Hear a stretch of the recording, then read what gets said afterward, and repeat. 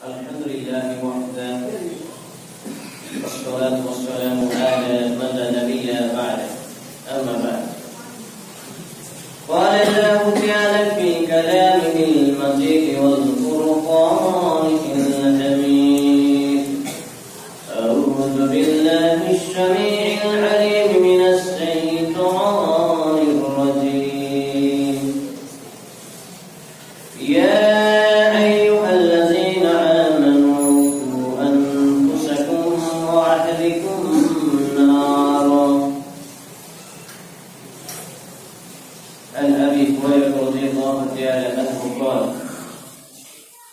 قال رسول الله صلى الله عليه وسلم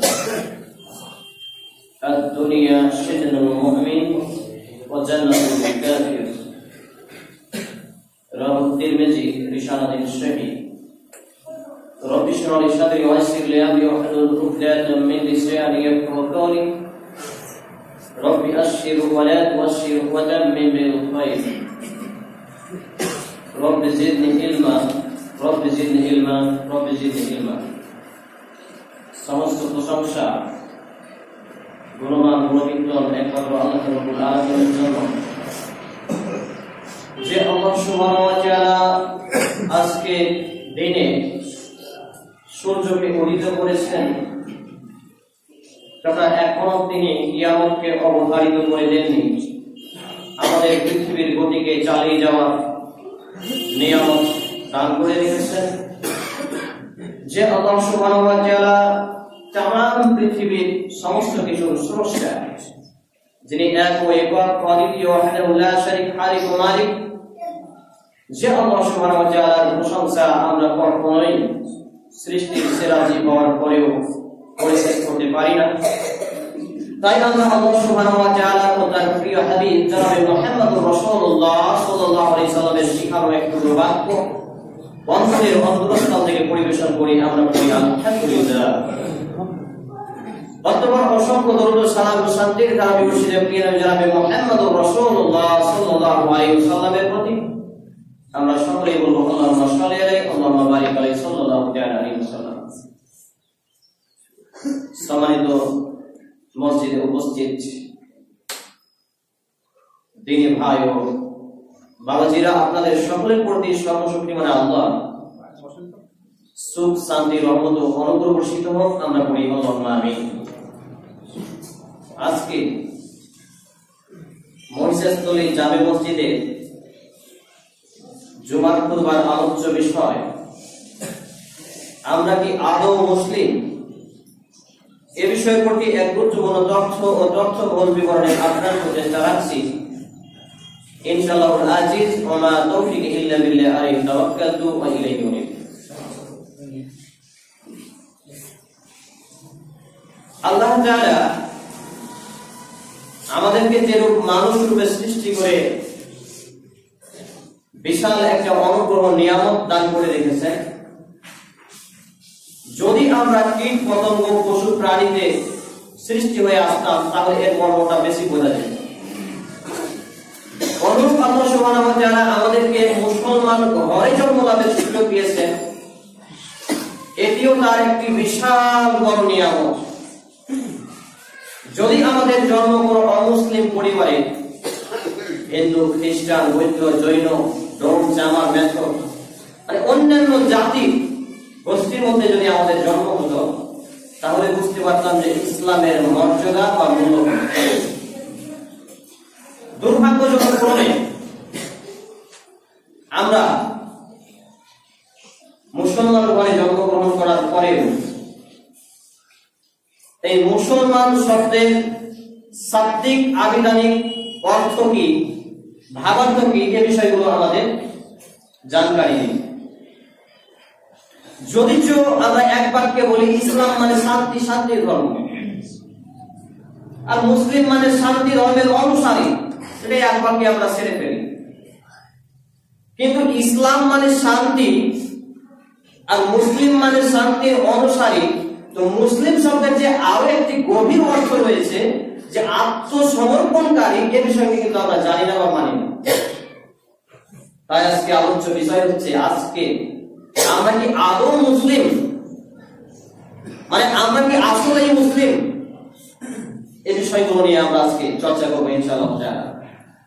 আমি আপনাদের সামনে দ্বিতীয় খুতবার পরে একটি আয়াতে কারিমা পাঠ করেছি, যার উল্লেখ রয়েছে পবিত্র কোরআনে সূরা আত-তাহরিম 66 নম্বর সূরা 6 নম্বর আয়াত। আল্লাহ তাআলা বলেন, ইয়া আইয়ুহাল্লাযীনা আমানু কু আনফুসাকুম ওয়া আহলিকুম নার।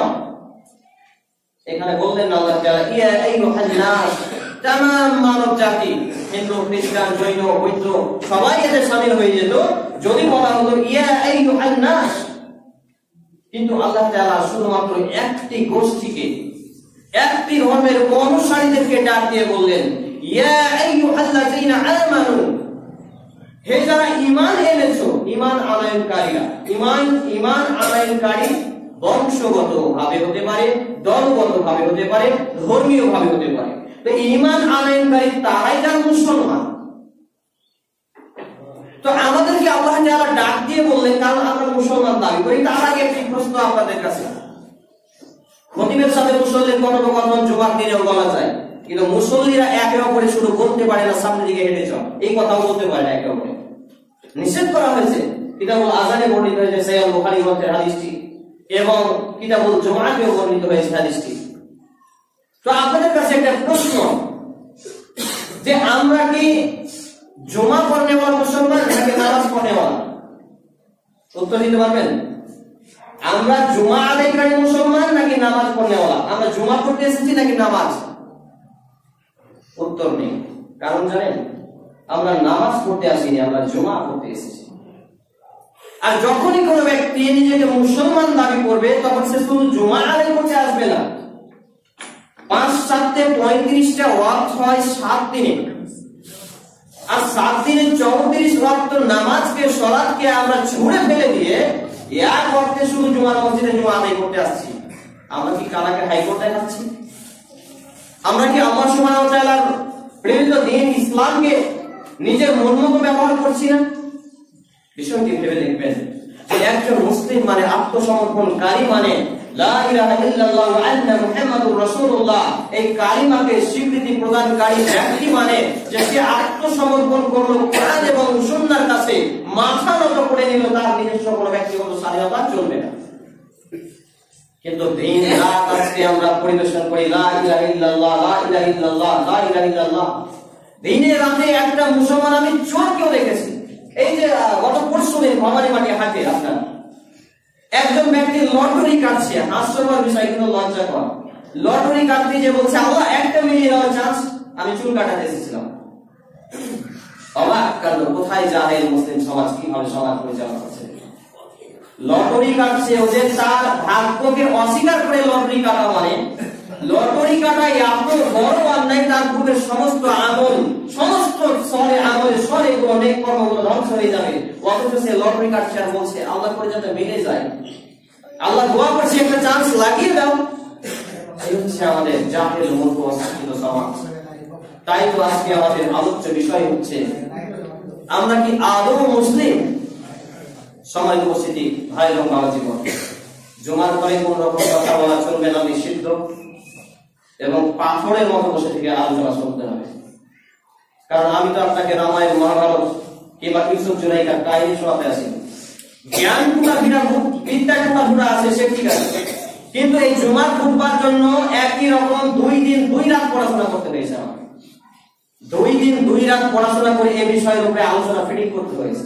বিভিন্ন লেখকের বই থেকে সংকলন করে নেওয়া এমনটি নয়, সরাসরি কোরআন এবং হাদিস থেকে সংকলন করে তারপর বিষয়বস্তু ফিটিং করতে। আর আপনি একদিকে আমি বলবো আর আপনি একদিকে ধ্যান দিয়ে থাকবেন, কোনো লাভ হবে না, কিছু লাভ হবে না। তার থেকে আপনি জুমার খুতবা বাদ দিয়ে জোহরের নামাজ পড়ে চলে যাবেন, অনেক ভালো হবে। সম্মানিত উপস্থিতি ভাই এবং বাবা জীবন, বলছিলাম যে আমরা কি আদৌ মুসলিম? তো মুসলিম শব্দের অর্থ হচ্ছে আত্মসমর্পণকারী। এক কথা আল্লাহ তাআলা বলেন পবিত্র কোরআনে সূরা আল ইমরান 3 নম্বর সূরা 102 নম্বর আয়াত, আল্লাহ তাআলা বলেন ইয়া আইয়ুহাল্লাযীনা আমানু তাকুল্লাহা হাক্কা তুকাতিহি ওয়া লা তামুতুন্না ইল্লা ওয়া আনতুম মুসলিমুন। এখানেও কিন্তু ঈমান ওয়ালাদেরকে ডাকলেন, মানে মুসলমানকে সম্বোধন করলেন। দেখেন যারা নিজেকে মুসলমান দাবি করে, ঈমান ওয়ালা দাবি করে, তাদেরকে ডাক দিয়ে বললেন যে তোমরা যথাযথভাবে আল্লাহ সুবহানাহু ওয়া তাআলাকে ভয় করো, ইত্তাকুল্লাহ, আল্লাহ তাআলাকে ভয় করো, ওয়া আনতুম মুসলিমুন, এবং মুসলমান না হয়ে মৃত্যুবরণ করো না। আর আমরা তো ভেবেছি মুসলমানরা হয়েই আছে। আরে বাপ মায়ের সূত্র ধরে যখন মুসলমান ঘরে জন্মগ্রহণ করেছি, 7 দিনে একদিন কত কষ্ট করে জুমার মসজিদে আসি, মসজিদে এসে হয়তো দান খায়রাত করি, এত বড় মসজিদ নির্মাণ করে দিলাম জুমার মসজিদে, জুমার দিনে যাওয়ার জন্যই তো। দোতলা 3 তলা মসজিদ, মার্বেল টাইলস বসানো মসজিদ, আর সেই আপনার শুধু 7 দিনে একদিন, 5 7 35 ওয়াক্তে, মাত্র এক ওয়াক্তে, আর 34 ওয়াক্তে পুরো মসজিদ খালি। কি এইগুলো ভণ্ডামি নয়? কি এইগুলো নোংরামি নয়? সমাজ উপস্থিতি হয় এবং আমাদের আমরা কি আদৌ মুসলিম? এই শিরোনামে কথা বলতে গেলে আমি যে বিষয়টি বলছিলাম, যে আমি আপনাদের সামনে পাঠ করেছি দ্বিতীয় খুতবার পরে সূরা আত-তাহরিম 66 নম্বর সূরা 6 নম্বর আয়াত, ইয়া আইয়ুহাল্লাযীনা আমানু কু আনফুসাকুম ওয়া আহলিকুম নার। ঈমান ওয়ালাদেরকে ডাক দিয়ে আল্লাহ তাআলা জানিয়ে দিলেন, তুমি নিজেকে আগে বাঁচানোর চেষ্টা করো। কি থেকে বাঁচাবে? তারপর তোমার পরিবার বর্গকে বাঁচানোর চেষ্টা করো। কি থেকে বাঁচাবে? ওয়া আহলিকুম নার, নার তথা আগুন থেকে, জাহান্নামের আগুন থেকে, যার জ্বালানি হবে, ইন্ধন হবে মানুষ এবং পাথর।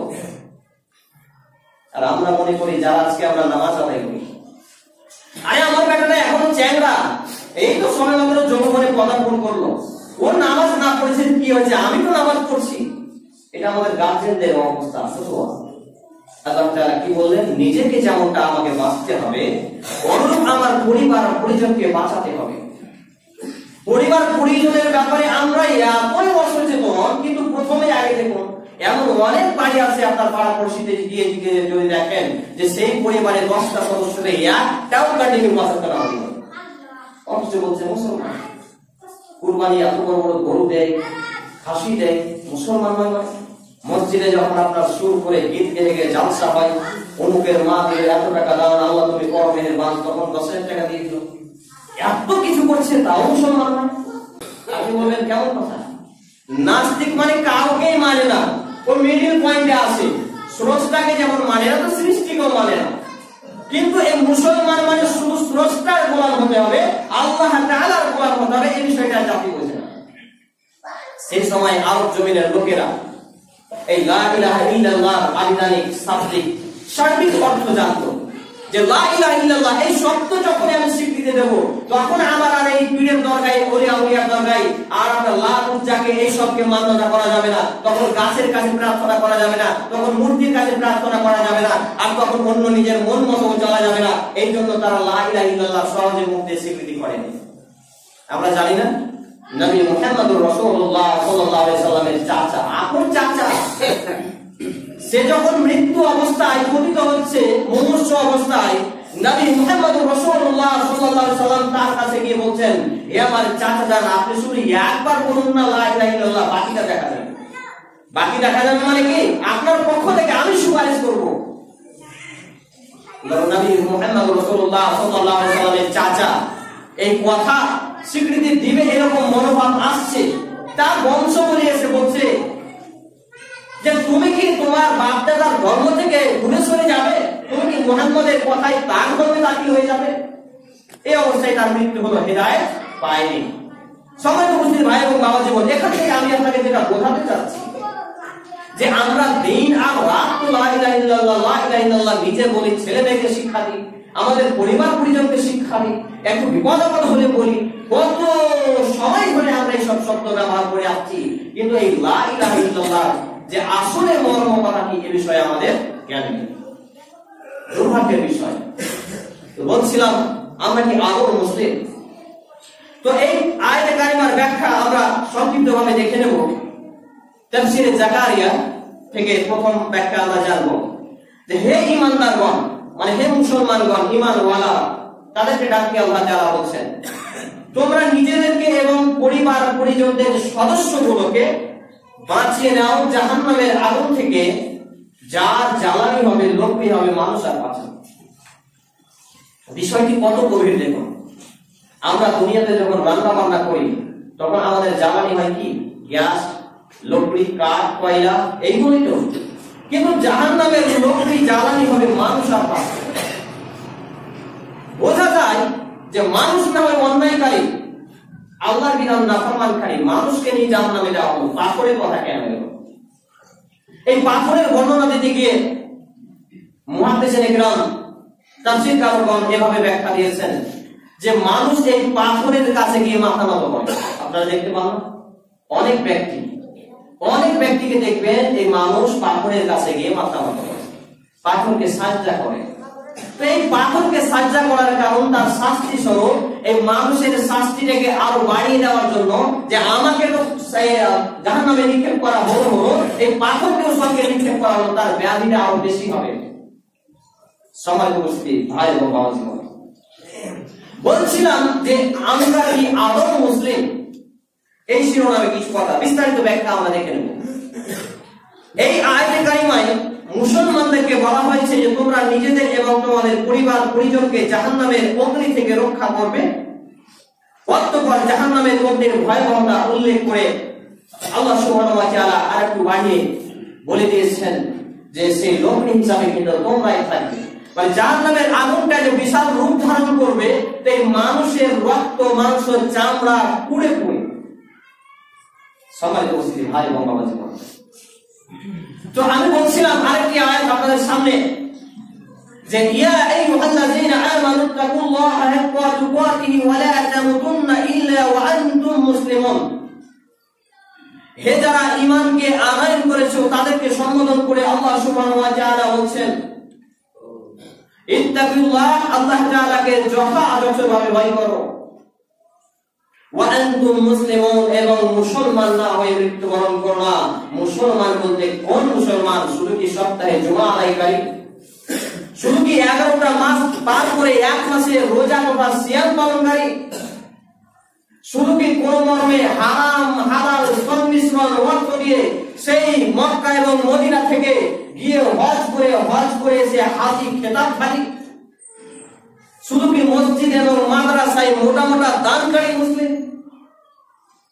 আমি আমার ক্ষুদ্র জ্ঞান এবং সমীক্ষা দ্বারা পবিত্র কুরআন এবং সুন্নাহর কোথাও পাইনি যে এইগুলোকেই মূলত মুসলিম বলা হয়। মুসলিম বলতে আত্মসমর্পণকারী, আর আত্মসমর্পণকারী মানে কুরআন এবং সহিহ সুন্নাহকে পুঙ্খানুপুঙ্খভাবে মান্যতাকারী। মুসলিম মানে এমন হয়, আমি আপনারা যদি দেখেন আল্লাহ তাআলা বলছেন পবিত্র কোরআনে সূরা আল-জুমআহ 62 নম্বর সূরা 9 নম্বর আয়াত, আল্লাহ তাআলা বলছেন ইয়া আইয়ুহাল্লাযীনা আমানু ইযা নুদিয়া লিস-সালাতি মিন ইয়াউমিল জুমআতি ফাসআউ ইলা যিকরিল্লাহি ওয়া যারুল বাই' যালিকুম খায়রুল লাকুম ইন কুনতুম তা'লামুন। আল্লাহ তাআলা বলছেন হে ঈমানদারগণ, এখানে কিন্তু ঈমানওয়ালাদেরকে সম্বোধন করা হলো। যদি ইয়া আইয়ুহান নাস শব্দটি এখানে থাকতো তাহলে হিন্দু খ্রিস্টান রোম জামার বৌদ্ধ জৈন সবাই শামিল হয়ে যেত, কিন্তু আল্লাহ সুবহানাহু ওয়া তাআলার কাছে যেহেতু মনোনীত দিন ধর্ম একমাত্র ইসলাম, যার কথা আল্লাহ তাআলা বলেছেন পবিত্র কোরআন সূরা আল ইমরান 3 নম্বর সূরা 19 নম্বর আয়াত, ইন্নাদ দীনা ইনদাল্লাহিল ইসলাম, আল্লাহর কাছে মনোনীত দিন মনোনীত ধর্ম কবুলযোগ্য ধর্ম হচ্ছে ইসলাম। তো আল্লাহ তাআলার কাছে যেহেতু কবুলযোগ্য ধর্ম ইসলাম, সেই সূত্রে আল্লাহ সুবহানাহু ওয়া তাআলা শুধু মুসলমানদেরকে ডাক দিয়ে বলছেন যে হে ঈমানওয়ালারা, যখন জুমার দিনে ডাক দেওয়া হয়, জুমার সময় অবশিষ্ট হয়ে যায়, উপস্থিত হয়ে যায়, তখন তোমরা তোমাদের কেনা বেচাগুলোকে বন্ধ করে দাও, তোমাদের পার্থিব জীবনের কর্মকে কাজকর্মগুলোকে অফ করে দাও, বন্ধ করে দাও। তোমরা চলে এসো মসজিদ মানে জুমার দিনে জুমার সালাতের জন্য। যদি তোমরা বুঝতে পারো তাহলে তাকওয়ার দিক দিয়ে এটাই হবে সর্বোত্তম। সম্মানিত উপস্থিতি ভাই ও বাবা, অত্যন্ত দুর্ভাগ্যের বিষয় যে আজকে আমরা জুমার দিনে মসজিদে যারা আছি, এখানে শতকরা 95% সাপ্তাহিক জুমা আদায়কারী।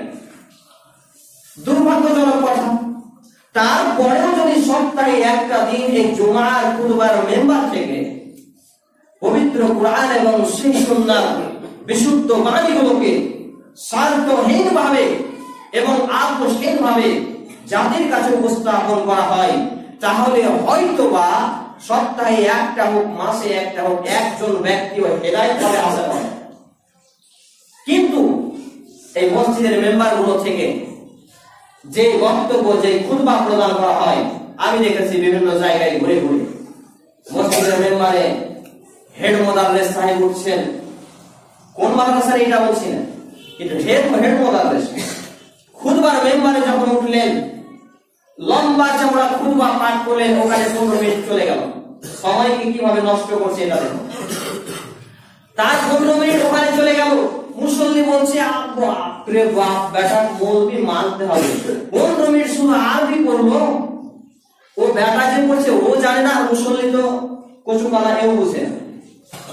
শেষমেশ আবার একটা গজল লাগালো, যে কোনো ইসলামের নামে সঙ্গীত বা গজল এটা পরিবেশন করলো। এখানে 5 মিনিট 20 মিনিট চলে গেল। জুমার খুতবায় 8 ঘন্টা, খুব বেশি 35 মিনিট 40 মিনিট সময় পাওয়া যায়। তো যদি এখানে তার 20 মিনিট সময় চলে যায়, বাকি 20 মিনিট 10 মিনিটে সে কি আলোচনা করবে? এই চলছে ধর্ম ব্যবসা আমাদের মুসলিম সমাজ। জাতিকে কি শিখাবে? আমরা কি আদৌ মুসলিম? একজন ব্যক্তির মুসলমান হওয়ার জন্য করণীয় এর আগে একাধিক জায়গায় একাধিকবার বলেছি।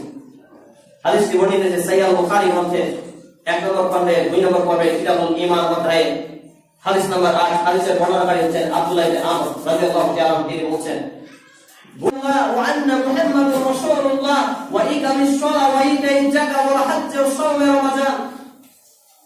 প্রকৃত মুসলমান হতে গেলে, আমরা কি আসলে মুসলমান হতে গেলে 5টা বিষয়কে মান্যতা করা লাগবে। যাদের অর্থ আছে, যাদের অর্থ নেই তাদেরকে 3টা। ইসলামের স্তম্ভ 5টা বিষয়ের উপরে সীমাবদ্ধ, এবং যাদের অর্থ সম্পদ নেই তাদের জন্য 3টা মৌলিক বিষয়, মৌলিক স্তম্ভ। এবারে সাক্ষ্য প্রদান করা যে আল্লাহ ছাড়া সত্য কোন ইলাহ উপাস্য নেই, মুহাম্মদ সাল্লাল্লাহু আলাইহি সাল্লাম আল্লাহর প্রিয় বান্দা, নবী এবং রাসূল। দৈনিক 5 ওয়াক্ত সালাতকে তথা নামাজকে কায়েম করা, প্রতিষ্ঠা করা, হজ সম্পাদন করা, যাকাত প্রদান করা, রমজান মাসের সিয়াম পালন করা। কিন্তু যাদের অর্থ নেই তাদের জন্য 3টি। নাম্বার 1, লা ইলাহা ইল্লাল্লাহ ওয়া আন্না মুহাম্মাদুর রাসূলুল্লাহ, এই সাক্ষ্য দিতে টাকা লাগে না। নাম্বার 2 সালাত কায়েম করতে টাকা লাগে না। নাম্বার 3, রমজান মাসের সিয়াম তথা রোজা পালন করতে টাকা লাগে না। তবে এই 3টি বিষয় সার্বজনীন মুসলমানের জন্য প্রযোজ্য। কিন্তু যাদেরকে আল্লাহ সুবহানাহু ওয়া তাআলা অর্থ দিয়েছেন, ধন সম্পদ দিয়েছেন, যে সেই হজ মেম্বারে কাবা ঘর তাওয়াফ করার মতো যার অর্থ রয়েছে, সেই অর্থ থাকা যার উপরে আছে, তার জীবনে একবার হজ খরচ হয়ে যায়। আর নিসাব পরিমাণ যদি আমার কাছে অর্থ থাকে, তাহলে প্রতি বছরে একবার আমার প্রতি যাকাত খরচ হয়ে যায়।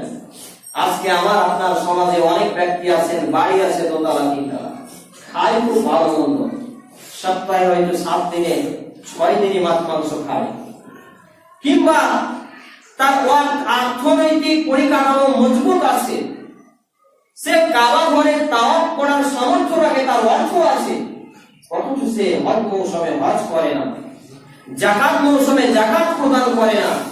এদের মধ্যে নামাজি অবস্থানী আর বেনামাজিদের তো কোনো প্রশ্নই ওঠে না।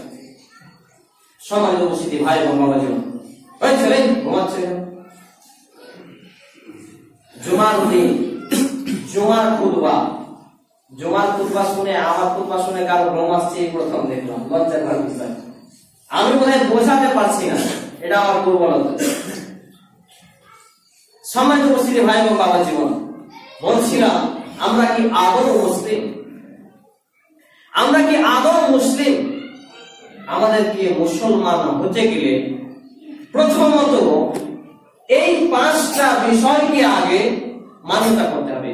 যদি আমাদের অর্থ না থাকে, 3টা বিষয়কে মান্যতা করতে হবে, এবং 3টা বিষয়কে মান্যতা করার পরে আমাদের বাকি যে সমস্ত কর্মগুলো রয়েছে, সেই সমস্ত কর্মগুলোকে তথা আল্লাহ তাআলা যা আদেশ করেছেন কুরআনুল কারীম, তার প্রিয় হাবিব জনাবে মুহাম্মদুর রাসূলুল্লাহ সাল্লাল্লাহু আলাইহি সাল্লাম যা আদেশ করেছেন হাদিসে, এবং আল্লাহ সুবহানাহু ওয়া তাআলা যা নিষেধ করেছেন কুরআনুল কারীম, আর নবী মুহাম্মদুর রাসূলুল্লাহ সাল্লাল্লাহু আলাইহি সাল্লাম তিনি যা নিষেধ করেছেন, তথা আল্লাহ ও তার রাসূলের আদেশ এবং নিষেধগুলোকে পঙ্খানুপঙ্খানুভাবে পয়েন্টে পয়েন্টে পালন করা। সেইগুলো কিভাবে? আমরা যদি উদাহরণ হিসেবে আপনাকে দিই, যে মাধ্যমিক পরীক্ষায় আপনি বসবেন, তো মাধ্যমিক পরীক্ষায় বসার জন্য শর্ত হচ্ছে একটা টাইম টেবিল, শর্ত হয়েছে বিষয়ভিত্তিক পরীক্ষার সাবজেক্ট, শর্ত রয়েছে যে আপনি নকল করতে পারবেন না, চুরিয়ে করবেন সেটা ভিন্ন কথা, শর্ত রয়েছে যে আপনাকে অ্যাডমিট দিয়ে অ্যাডমিশন করতে হবে। এখন এই মাধ্যমিকে পরীক্ষায় বসতে গিয়ে বোর্ডে আপনি পরীক্ষায় বসবেন, তো আপনার অ্যাডমিট নেই, অ্যাডমিট হারিয়ে গেছে, অ্যাডমিট বা রেজিস্ট্রেশন আপনার সেখানে পারমিশনের জন্য নেই, সেই পরীক্ষা হলে আপনি বসতে পারবেন? কখনোই নয়। পরীক্ষা হল থেকে আপনাকে বের করে দেওয়া হবে। আপনার চেহারা কত সুন্দর, আপনি কত বড় পয়সাওয়ালার বেটা, পয়সাওয়ালা, এইটা বোর্ডওয়ালা দেখবে না, তখন শুধু দেখবে আপনার অ্যাডমিট। অনুরূপ ইসলাম কিভাবে আপনি কোন মৌলভী সাহেবের বেটা নাকি হাজী সাহেবের বেটা নাকি প্রফেসর উকিল ব্যারিস্টারের বেটা, এটা আল্লাহ সুবহানাহু ওয়া তাআলা দেখার কোনো প্রয়োজন নেই। প্রয়োজন দিনে এবং রাতে নামাজ। দিনে এবং রাতে 5 ওয়াক্ত নামাজটা হলো আপনার মুসলমানের অ্যাডমিশন, কিচ্ছু নয়, বেশি কিছুই নয়। আজকে আমরা যারা নামাজই পড়ি 5 ওয়াক্ত, নিজেকে ফেরেশতা বলে দাবি করি, ফেরেশতা চাইতো উঠে দাবি করি, কিন্তু নামাজ পড়লে সে বিশাল কিছু করে নিলে এমনটি নয়। আর যারা নামাজ পড়ে না তাদেরকে তো মুসলমানের কবরে মাটি দেওয়া যাবে না। আমি না, সৌদি ফতোয়া বোর্ড, সৌদি ফতোয়া বোর্ড কমিটি বলছে, ফাতোয়া ইয়াতুল ইসলাম গ্রন্থ যদি পড়বেন দেখতে পাবেন। সম্মানিত মুসলিম ভাই ও বাবাজি, বলছিলাম আমরা কি আদৌ মুসলিম? এই মুসলমান হতে গেলে যে বিশাল কিছু আমাদের লোড চলে আসবে মাথায়, কিন্তু আমরা তো খোলা আমাদের জীবনকে পাড়ি দিয়ে। আমি আপনাদের সামনে একটি হাদিস পরিবেশন করেছিলাম, عن أبي هريرة رضي الله تعالى عنه قال قال رسول الله صلى الله عليه وسلم الدنيا سجن المؤمن وجنة الكافر। আবু হুরায়রা রাদিয়াল্লাহু তাআলা আনহু বলেন, প্রিয় নবী জনাবে মুহাম্মদুর রাসূলুল্লাহ সাল্লাল্লাহু আলাইহি ওয়াসাল্লাম বলেছেন, এই দুনিয়াটা যারা প্রকৃত অর্থে মুসলমান হবে, মুমিন হবে, তাদের জন্য হয়ে যাবে কারাগার, জেলখানা, বন্দিখানা, কায়দেখানা। আর যারা হবে কাফির, বেদিন, বেঈমান, মুশরিক, তাদের জন্য হয়ে যাবে জান্নাত স্বরূপ।